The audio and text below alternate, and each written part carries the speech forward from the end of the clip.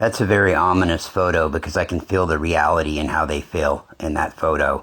And it rings true.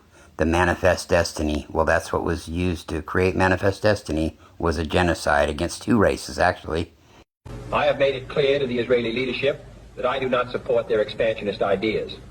The indigenous people of that land have rights that cannot be ignored.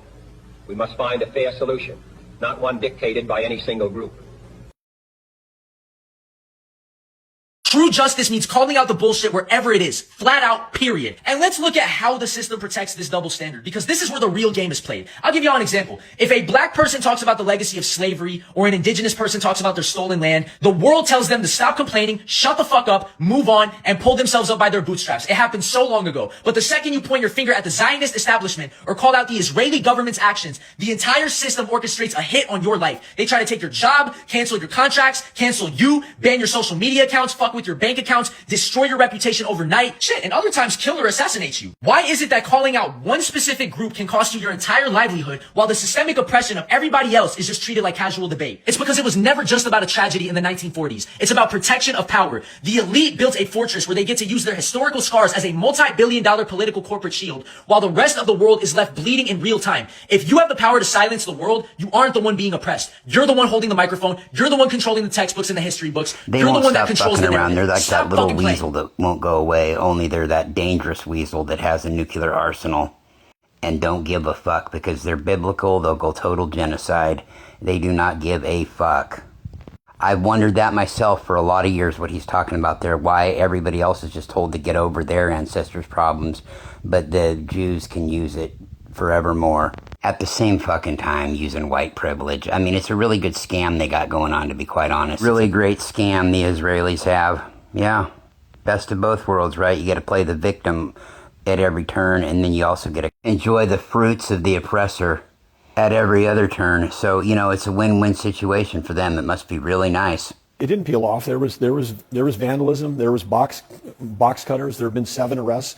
There was people literally trying to destroy part of a monument. You're 100% sure that what happened with the liner was vandalism. You can prove it. Oh, yeah, absolutely can. And as we drain it, we've got all the photographs. As you well know, the U.S. Attorney here in D.C., Jeanine Pirro, says that vandalism did not damage the pool, but it was a hasty and botched contract renovation that did. They dropped their case, a criminal case that they had against a former Olympian, David Hearn.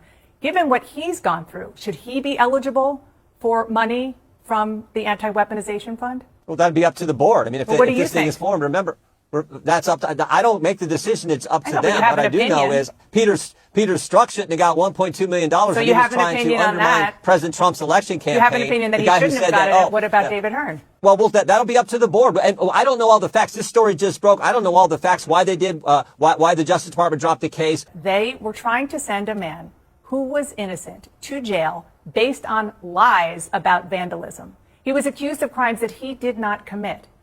As chair of the Judiciary Committee, does that bother you? If those are the facts, of course, but I don't know that those are the facts. We have not seen all that evidence. What I do know is what I talked about Mark Houck. What I do know what happened in the Garland-Biden Justice Department is FBI whistleblowers that came to us. I'm asking you about No, I'm not turning back. I'm telling you things I know about. I don't know all the facts with this case, but with those cases I do. Once you learn all the facts, and FBI whistleblowers. I do want to talk to you again once you get all the facts, because this seems like if you want the weaponization fund, seems like weaponization against somebody. Never mind that he was an Olympian. Yeah, never mind that he was a citizen that got his whole life turned upside down for some fucking bullshit that was nothing to even be mad about, even if he had fucking done something to it. Give me a fucking break. These people are petty. Nice deflection, guy. Well, it hasn't been nicknamed the deflecting pool for nothing, kids. It's not a mystery why so many people are left-wing. Being left-wing is just easier. It's easier to be the person who says free healthcare for everybody. That statement alone proves it's easier to be a right-winger, because you can say the dumbest thing imaginable and still get away with it. Evan, there are 38 developed nations in the world, 37 of which guarantee healthcare to their citizens. Can you take a wild guess which is the one that doesn't? And yes, I'll concede that universal healthcare costs way more money, right? No.